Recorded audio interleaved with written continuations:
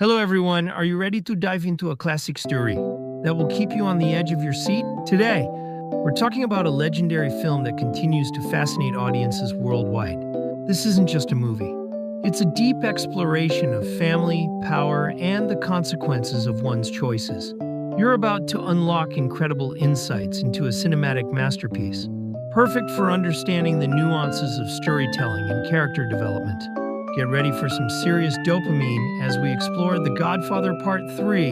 The Godfather Part 3 is the concluding chapter of Francis Ford Coppola's epic crime saga. It takes us back to the world of Michael Corleone, who is now much older and trying desperately to legitimize his family's business. The film was released in 1990, many years after the first two acclaimed installments, which means it had big shoes to fill.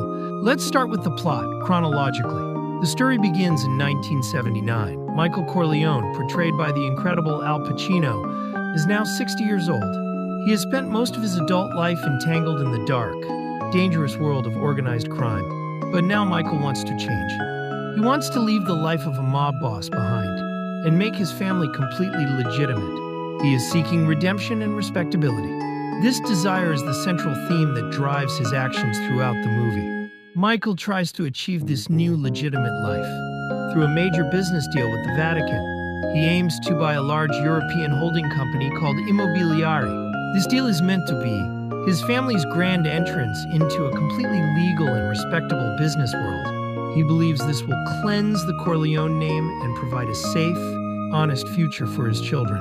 During this time, we are introduced to Vincent Mancini, played by Andy Garcia. Vincent is Sonny Corleone's illegitimate son and Michael's nephew. He is fiery, aggressive, and has inherited many of the violent traits of his father. Michael sees potential in Vincent, but also a dangerous reflection of his own past. Michael decides to take Vincent under his wing, grooming him as a potential successor, but he struggles with Vincent's violent nature, which constantly reminds Michael of the world he is trying to escape. As Michael tries to move his family into legitimate business, the old criminal world doesn't simply let him go. Other mafia families and powerful figures are not happy with Michael's attempts to legitimize. They see it as a betrayal or a threat. These rivals try to block his business deals and even plot to assassinate him. There's a very tense scene where an attempt is made on Michael's life via a helicopter attack, but Vincent, with his quick thinking and violent capabilities, manages to save Michael. This event clearly shows that Michael cannot easily escape his past. Michael's personal life is also a significant part of the story. His children, Anthony and Mary, are grown up. Anthony, played by Frank D'Ambrosio, wants to pursue a career as an opera singer, completely separate from the family business. Mary, played by Sofia Coppola, is Michael's beloved daughter. She becomes romantically involved with her cousin, Vincent, which creates another layer of tension and disapproval from Michael, who sees this relationship as problematic and potentially dangerous. The movie culminates in a tragic series of events. Michael travels to Palermo, Sicily to attend Anthony's debut performance in the opera Cavalleria Rusticana. This event is supposed to be a moment of joy and family unity, a symbol of Michael's new legitimate life. However, his enemies use this opportunity for another assassination attempt. While Michael is at the opera, an assassin targets him. But in a heartbreaking twist of fate, the bullet meant for Michael hits Mary instead. She dies in her father's arms on the steps of the opera house. This moment is the ultimate tragedy for Michael. He has tried so hard to escape his criminal past, to protect his family, and to find redemption, but in the end, his past catches up to him and costs him the life of his innocent daughter. This loss breaks Michael, and he is seen living out his final days in solitude, haunted by his choices and losses, eventually dying alone in Sicily.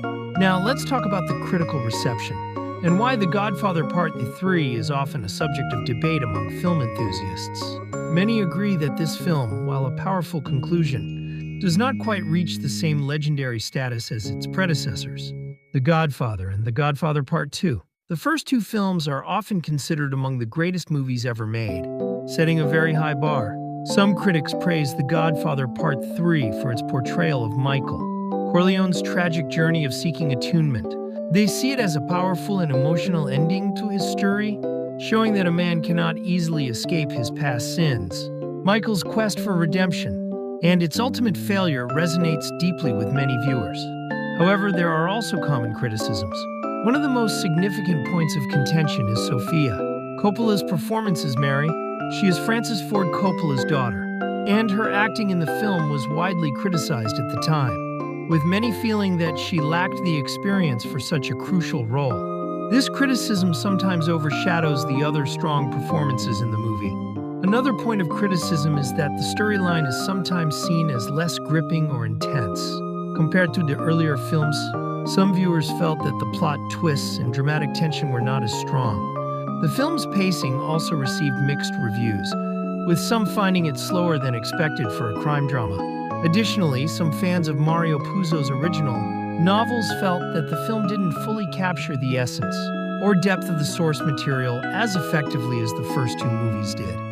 The expectations set by the first two films were incredibly high, making it difficult for the third installment to satisfy everyone. Despite these criticisms, the film offers a powerful, albeit tragic, conclusion to Michael Corleone's saga. It serves as a stark reminder that actions have consequences, and some paths are impossible to truly escape. Michael's final scene, where he dies alone, reflecting on his life, is a profoundly sad and memorable moment that cements the tragic nature of his character. To summarize, The Godfather Part 3 explores themes of redemption, power, and family legacy. It shows Michael Corleone's desperate attempts to legitimize his empire, the challenges he faces from within and outside his family, and the ultimate heartbreaking price he pays for his past. While it might not be as universally acclaimed as its predecessors, it is an essential part of the Corleone family story, offering a melancholic and powerful end to a cinematic legend. Thank you for joining me on this deep dive into The Godfather Part 3.